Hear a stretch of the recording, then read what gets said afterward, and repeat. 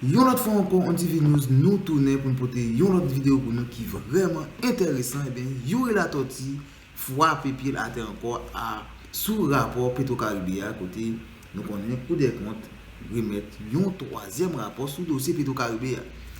Avant de entrer dans l'actualité, à bonne profiter, salut, remercier ou même qui déjà abonné à la chaîne là, ou même qui toujours aidé nous commenter, partager, like toute vidéo, nous gros merci. Et n'a profité salut, remercier tout, ou même quand vous regardez la vidéo, nous invitez, s'il te plaît, abonnez, invitez vos amis, yon famille, yon frère, yon soeur, yon cousin, abonnez avec la chaîne là pour nous, s'il te plaît, et l'offre abonner, pas oublier, activer petit cloche là. Jeune Sot-Dillan, sénateur Yuri Latortue, fait gros déclaration sous rapport Petro-Caribéa côté li mentionné dans la 50 ans, mes amis, et en pile dossier dans le pays, bien moi invité nous pour entendre sénateur Yuri Latortue qui a interviewé sous dossier et sous troisième rapport Petro-Caribéa, et bien coup de compte ou même l'y remettre. Restez chez On TV News pour plus de commentaires, pour plus d'idées. Le rapport 2017-2018 sur l'efficacité des dépenses publiques et l'évolution de la situation financière du pays sera soumis ce mardi au Parlement par la Cour des comptes. L'annonce a été faite par le sénateur Yuri Latortue. Et puis les Haïtiens étaient en liesse samedi dernier au niveau de la région métropolitaine de Port-au-Prince après la victoire des Grenadiers face au Canada 3-2 en quart de finale de la 15e édition de la Gold Cup. La Cour supérieure des comptes s'apprête à soumettre au Sénat demain mardi le rapport 2017-2018 sur l'efficacité des dépenses publiques et l'évolution de la situation financière du pays. Le président de la commission éthique et anticorruption du Grand Corps, Yuri Latortue, qui en a fait l'annonce dans ce rapport, la CSCCA présentera l'état financier de plusieurs ministères et institutions autonomes tels que l'ONA, l'OFNAC et l'OAVCT, précise l'élu de l'Artibonite. Les sénateurs Yuri Latortue annoncent également pour demain la soumission des recommandations de la dite commission relative au deuxième rapport de la Cour sur la gestion des fonds Petro-Caribé. Cour des comptes profite de garder la situation qui a évolué dans l'ONA, les garder dans l'OFNAC, les garder dans l'OAVCT. Et pour année ça, les garder tout des institutions comme la pension civile, le FER, qui est le Fonds d'entretien routier, et le FNE, particulièrement Commission éthique anticorruption des modèles, qui c'est le Fonds national d'éducation, nous connaissons question de la 50 ans. Eh bien, Cour des comptes, en gros, c'est des situations lamentables, exécrables, des situations eh bien, catastrophiques dans les institutions. Parce que le rapport, ça va permettre pour nous voir comment le budget est exécuté et comment l'institution dans le pays évolue avec COB qui dans main. Nous avons rappelé tout ministre, tout directeur général, que COB qui dans main pas comme pas. Il y a pour dépenser selon les règles administratives. Si on pas dépenser, ce n'est pas leur fin de manger COB. Ils fin prendre COB pour que les gens qui fait rapport et puis y a une oppression. Dans ce sens, moi je pense que dès que vous identifiez côté pression sorti, eh bien les gens faut appliquer la loi contre eux. Parce que aujourd'hui, le pays d'Haïti a traversé son cap, côté que, après toute l'année de corruption, la population dit qu'il ne va pas ça encore. Son l'autre que la population a passé.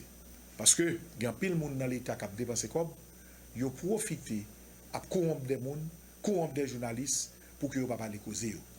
Je dis à moi, penser que lutte l'a lancé. C'est le premier point dans le système qui peut changer. Il faut le commencer dès qu'on y est. Il faut le commencer que le Sénat prenne responsabilité. Il faut le commencer la Cour des comptes. Il faut juger conformer pour que selon la loi 2014, ils arrêtent, ils marrent, mon Dieu de marrer. Le juge Ikanson Exumé plaide en faveur de la création d'un corps de juges spécialisé dans les crimes financiers au sein du système judiciaire haïtien. Il fait remarquer que ce type de ressources humaines fait presque totalement défaut au niveau de la magistrature haïtienne et s'en est inquiété dans la perspective d'un procès Petro-Caribé. Pour arriver à réaliser le procès Petro-Caribé, il y a une bonne mise en place qui peut faire.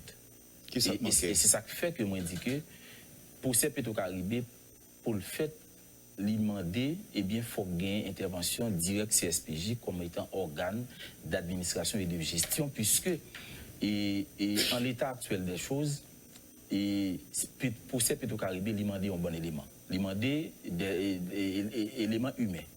Ça ne pas les ressources humaines. Pour type d'infraction que nous avons parlé, qui sont les infractions et crimes économiques et financiers, eh bien, ils ont demandé une compétence spéciale.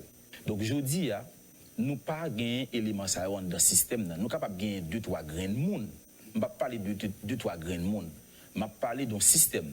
Donc maintenant, il faut nous regarder là non plus large mesure.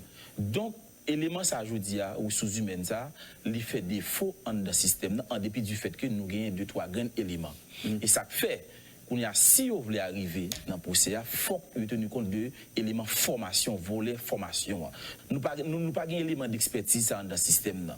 Et ça fait, maintenant qu'on y a, moi dit, si vous voulez faire procès, faut à partir de côté n'a parlé, faut que mise en place ça commencer. Fait. Deuxième élément qui est important, nous avons un élément sur les logistiques.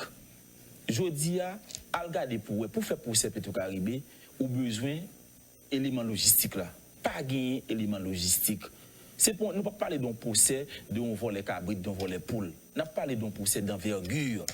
Et d'envergure nationale et internationale. La retraçabilité des fonds, qui j'en privé fait, sous pas une coopération judiciaire. Et donc, une bonne mise en place qui peut faire pour capable d'arriver à réaliser le procès Petro-Caribé.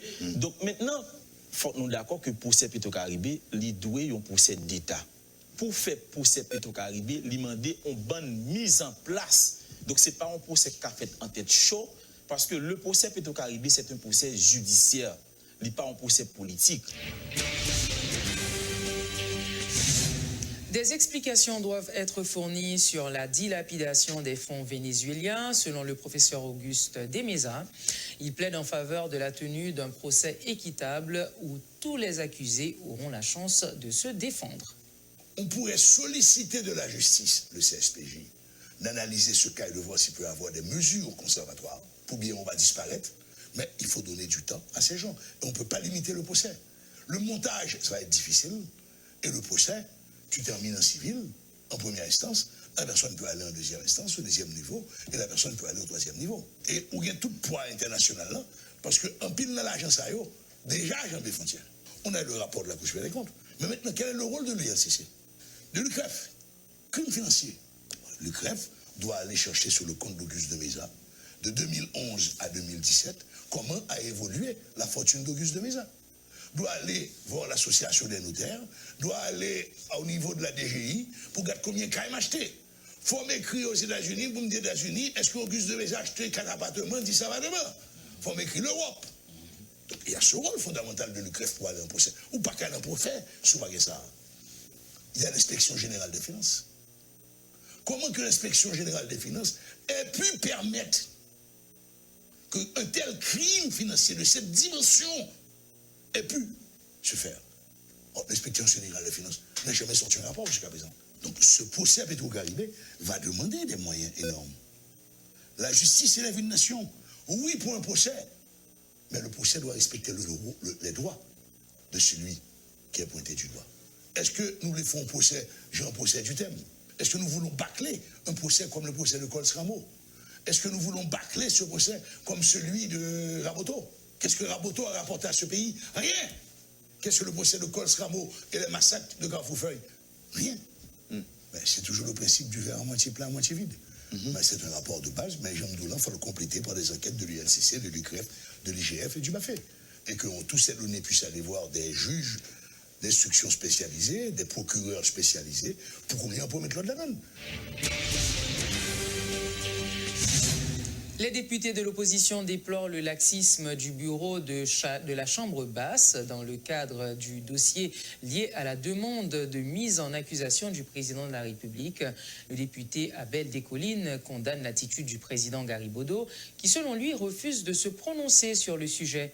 L'élu de Mirbalais cite en exemple le report sine-die de la conférence des présidents où les parlementaires devaient inscrire ce point à l'ordre du jour pour la prochaine séance. Nous déplorer ce comportement, cette façon de diriger du président de la Chambre des députés qui donne l'impression qu'il a privatisé la Chambre des députés et que le président décide du fonctionnement ou de paralysie Chambre des députés selon agenda. Lorsque c'est dans l'intérêt politique du bureau de la Chambre des députés, tout au moins, monsieur le président de la Chambre des députés, pour que gagne un fonctionnement régulier de la Chambre des députés, depuis c'est dans l'intérêt politique, il y a séance, il y a conférence des présidents, mais quand ce n'est pas dans son intérêt, nous constatons paralysie ça. Ou bien, est-ce que le Parlement, la Chambre des députés, comme représentant de la population, voulait montrer à l'écoute de la population. Donc, le Parlement, la Chambre des députés, vient tout simplement pour dire, est-ce qu'il y a prononcé en faveur de la mise en accusation du président de la République ou contre cette procédure de mise en accusation? Les Haïtiens sont euphoriques après la victoire des Grenadiers face au Canada 3-2 en quart de finale de la 15e édition de la Gold Cup dans les divers quartiers de la région métropolitaine de Port-au-Prince. La remontada face au Canada était le principal sujet de discussion. Enfants, jeunes et adultes ressassaient cette victoire surnaturelle face aux géants canadiens. Avant-hier soir, plusieurs milliers de personnes avaient gagné les rues pour célébrer la victoire des Grenadiers. Une victoire qualifiée d'héroïque par des Haïtiens enthousiastes désormais pour leur sélection nationale. Les cris de joie ont été entendus à chaque but et une explosion de joie à la fin de la rencontre. Les Haïtiens confrontés à une crise économique et politique sont préoccupés également par une forte détérioration du climat sécuritaire.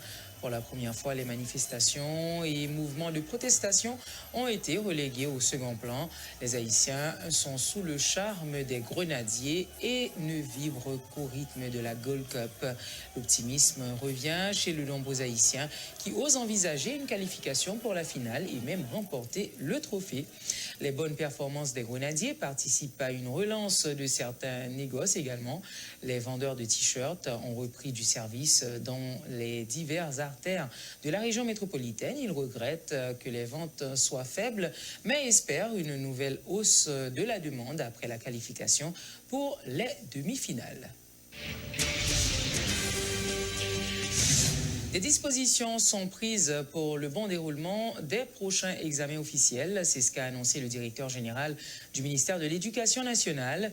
Mugnol Jeune a fait remarquer que la réussite des épreuves de la 9e année fondamentale était possible grâce à la collaboration de tous les citoyens.